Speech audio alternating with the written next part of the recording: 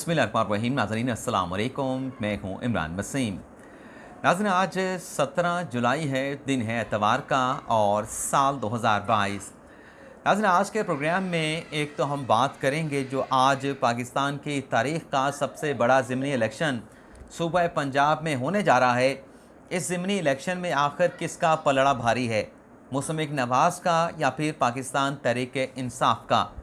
इस ज़िमनी इलेक्शन के नताइज की रोशनी में क्या हमजा शहबाज शरीफ पंजाब के वज़ीर आला रहेंगे या फिर परवेज़ इलाही पंजाब के नए वज़ीर आला बनेंगे, इस पर आप नाज़रीन के साथ गुफ्तगू करेंगे। लेकिन इस खबर से पहले जो आज की हमारी दूसरी खबर है, जो नवाज शरीफ के साथ लंदन में एक बड़ी अहम शख्सियत ने मुलाकात की। इस मुलाकात में साबिक़ वज़ीर आज़म नवाज शरीफ ने जो गिले किए, जो शिकवे किए, वो आप नाज़रीन के साथ शेयर करेंगे।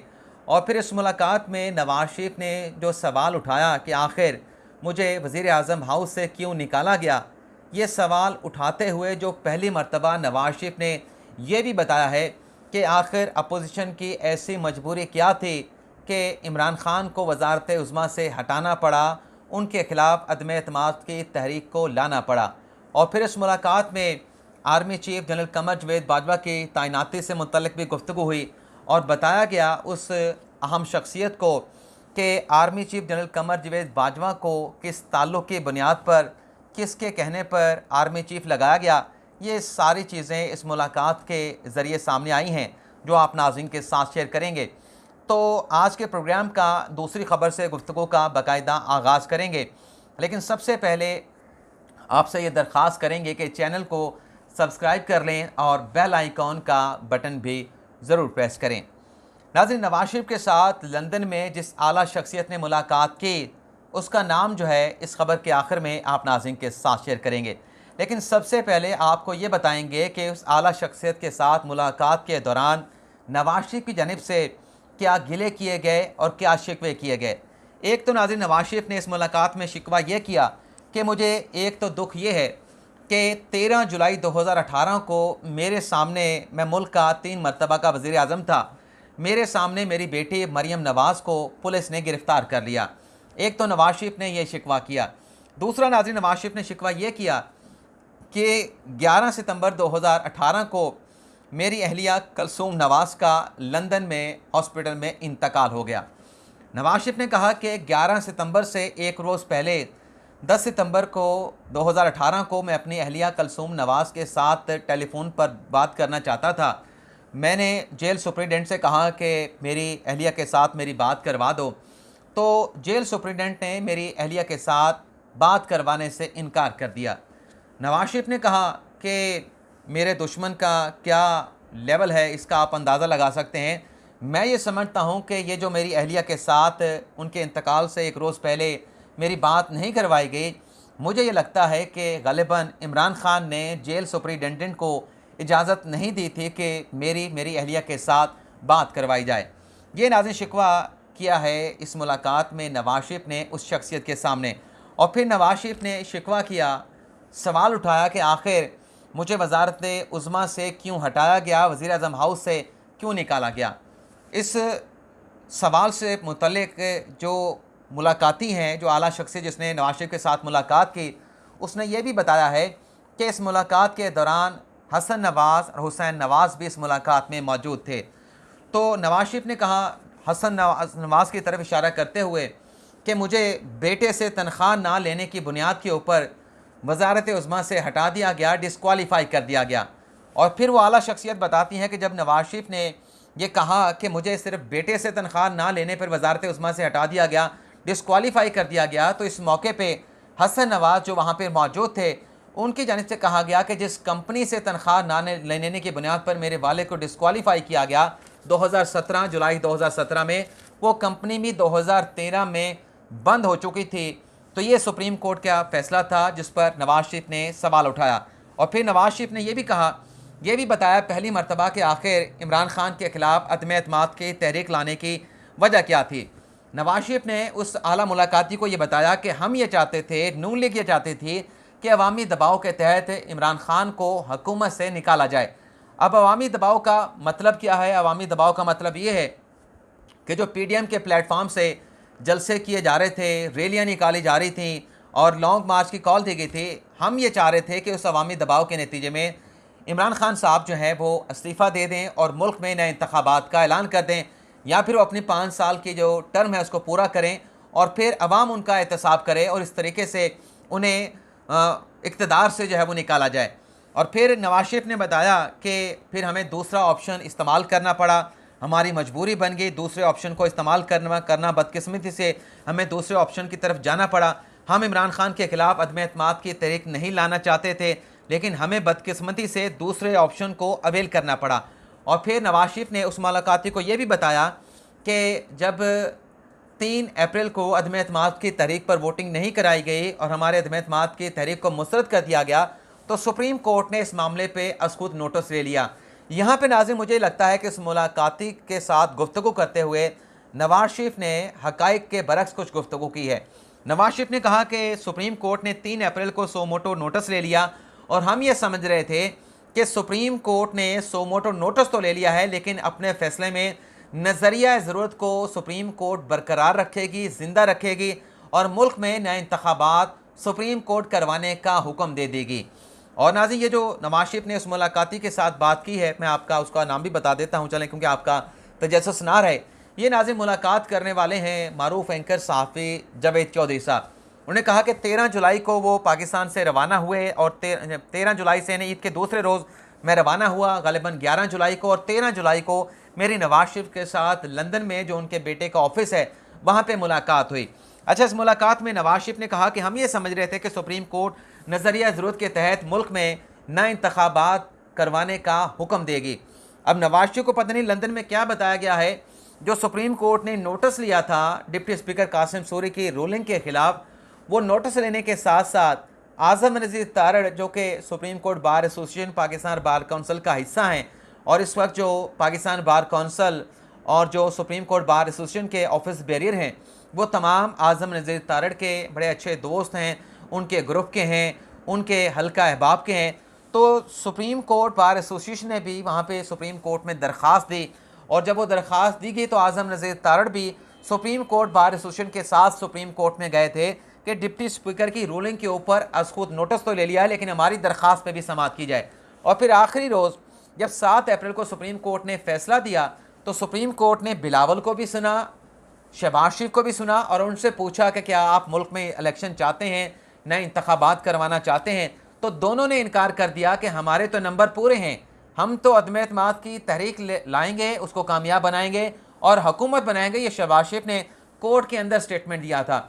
लेकिन नवाज शरीफ ये कहते हैं कि चूँकि सुप्रीम कोर्ट ने अपने फैसले के ज़रिए 7 अप्रैल के फैसले के ज़रिए दोबारा से हुकूमत को बहाल कर दिया, तो हमें मजबूरी में नया वज़ीर आज़म यानी शहबाज शरीफ को वज़ीर आज़म भी बनाना पड़ा और अपनी वफाकी काबीना भी तश्कील देना पड़ी।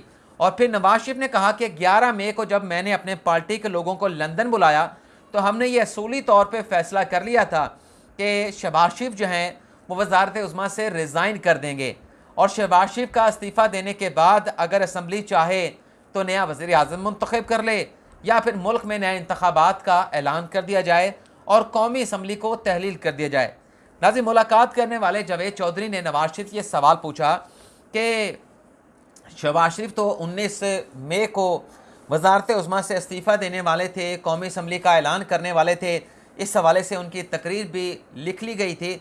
तो फिर अचानक से ऐसा क्या हुआ कि आपने कहा कि नहीं 1.5 साल की टर्म को पूरा करेंगे। तो नवाज शरीफ ने इस सवाल का जवाब तो नहीं दिया, लेकिन वो अपनी बात को जारी रखे हुए ये कहते रहे। उनका ये कहना था कि जब इमरान खान की जानिब से लॉन्ग मार्च का ऐलान कर दिया गया कि हम 25 मई को लॉन्ग मार्च लेके इस्लामाबाद पहुँचेंगे, तो नवाज शरीफ ने कहा कि मैंने खुद शहबाज शरीफ को टेलीफ़ोन किया और टेलीफ़ोन करके कहा कि हम असम्बली नहीं तोड़ रहे, हम हुकूमत करेंगे, हुकूमत 1.5 साल का टेन्योर पूरा करेगी। ये मैंने खुद नवाज शरीफ को फ़ोन करके बताया कि अब असम्बली तहलील नहीं होगी।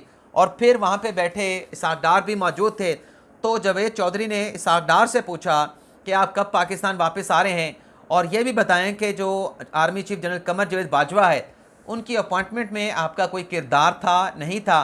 तो इस पर इसहाक डार ने एक तो ये जवाब दिया कि मैं जुलाई के आखिर में ज़रूर पाकिस्तान वापस आऊँगा, लेकिन मैं इश्तिहारी स्टेटस के साथ पाकिस्तान वापस नहीं आना चाहता। सबसे पहले मेरे वकला इस मामले के ऊपर कानूनी चाराजोई अदालत से रजू करने के हवाले से दरख्वास्त तैयार कर रहे हैं, लेकिन अगर मेरा इश्तिहारी का स्टेटस ख़त्म ना किया गया तब भी इसहाक डार ने यह जवाब दिया कि मैं पाकिस्तान वापस आऊँगा और अदालत से ज़मानत लेके अपने केसेस को वहाँ पे फेस करूँगा। दूसरा, ये तस्लीम किया, क्योंकि सवाल उठाया जावेद चौधरी ने कि क्या army chief general Qamar Javed Bajwa की अपॉइंटमेंट में आपका कोई किरदार था, तो इस किरदार को इसहाक डार ने तस्लीम किया, क्योंकि जावेद चौधरी ने सवाल ये किया था कि जो चौधरी निसार अली ख़ान थे, मेरे तई ख़बर यह है कि वो जनरल इशफाक नदीम को आर्मी चीफ लगाना चाहते थे, लेकिन आप जो है वो जनरल बाजवा को आर्मी चीफ लगाने के हक़ में थे। तो इसको तस्लीम किया इसहाक डार ने कि बिल्कुल मैंने इसमें अपना किरदार अदा किया। और फिर इसहाक डार ने यह भी बताया कि बरी इमाम दरबार की निस्बत से मेरा जनरल कमर जावेद बाजवा के साथ ताल्लुक़ था, राब्ता था, और जो उनके ससुर हैं general army chief general Qamar Javed Bajwa के जनरल रिटायर्ड इजाज़ अमजद, मेरा उनके साथ पुरानी जान पहचान है। तो हमारा कोई गिला शिकवा नहीं, बड़े अच्छे इंसान हैं army chief general Qamar Javed Bajwa, उन्होंने हमें कभी कोई तकलीफ़ नहीं दी, बड़े अच्छे इंसान है।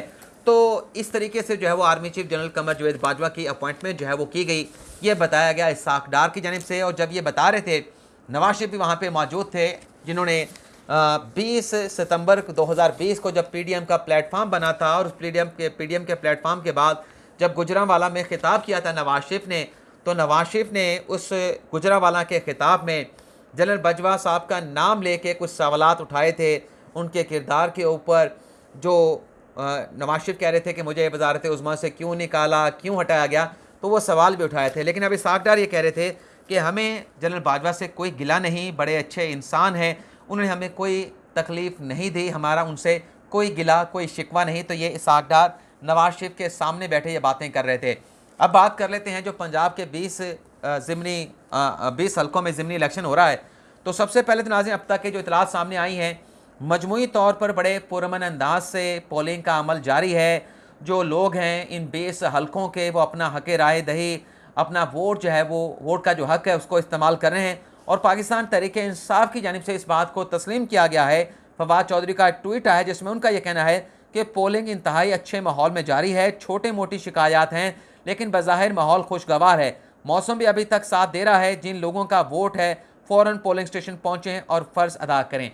तो ये नाज़रीन, पोलिंग का अमल जारी है। अब इसमें किसका पलड़ा भारी है, कौन जीतेगा कौन हारेगा, तो बहुत से अंदाजे लगाए गए हैं। जो पीटीआई के चाहने वाले हैं वो ये कह रहे हैं कि इसमें तहरीक इंसाफ अक्सरियत हासिल करेगी, जिसके नतीजे में हमजा शहबाज़ फारिग हो जाएंगे और परवेज़ इलाही पंजाब के नए वज़ीर आला बन जाएंगे।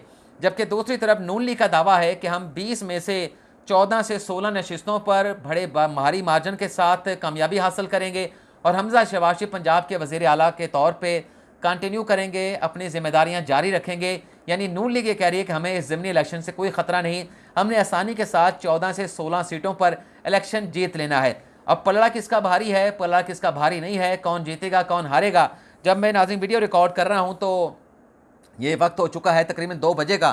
तो 3 घंटे की पोलिंग बाकी है, 3 घंटे के बाद नतीजे आना शुरू हो जाएंगे। लेकिन नाज़रीन, जो नज़ीर चौहान है पाकिस्तान तहरीक इंसाफ को छोड़ के जो नून लीग के टिकट पर लाहौर में इलेक्शन लड़ रहे हैं, उनके बारे में कुछ इतलात अच्छी नहीं आ रही। उनके बारे में ये आ रहा है कि वो हो सकता है कि ये ज़िमनी इलेक्शन वो हार जाएं, ये इम्कान ज़ाहिर किया जा रहा है, मैं कोई हतमी बात नहीं कर रहा। लेकिन बहरहाल देखते हैं, 5 बजे के बाद पोलिंग का अमल ख़त्म हो जाएगा और 6 बजे के बाद इलेक्शन कमीशन के कोड ऑफ कंडक्ट के मुताबिक, इलेक्शन कमीशन के कानून के मुताबिक, कवायद के मुताबिक नताइज आने का सिलसिला शुरू हो जाएगा। तो देखते हैं कौन कामयाबी हासिल करता है, कितनी अक्सरियत किसको मिलती है, हमजा को मिलती है, परवेज़ इलाही को मिलती है, और उस इलेक्शन के नताइज के नतीजे में कौन पंजाब का वज़ीर आला बनेगा, कौन पंजाब का वज़ीर आला रहेगा, हमजा शहबाज़ या परवेज़ इलाही। ये फिर 5 बजे के बाद 6 बजे के बाद कल सुबह तक ये तमाम चीज़ें क्लियर हो जाएंगी। लेकिन आपसे इजाज़त चाहते हैं। अल्लाह ताला हम सब का हामी नासिर हो, दुआ में याद रखिएगा। अल्लाह हाफ़िज़।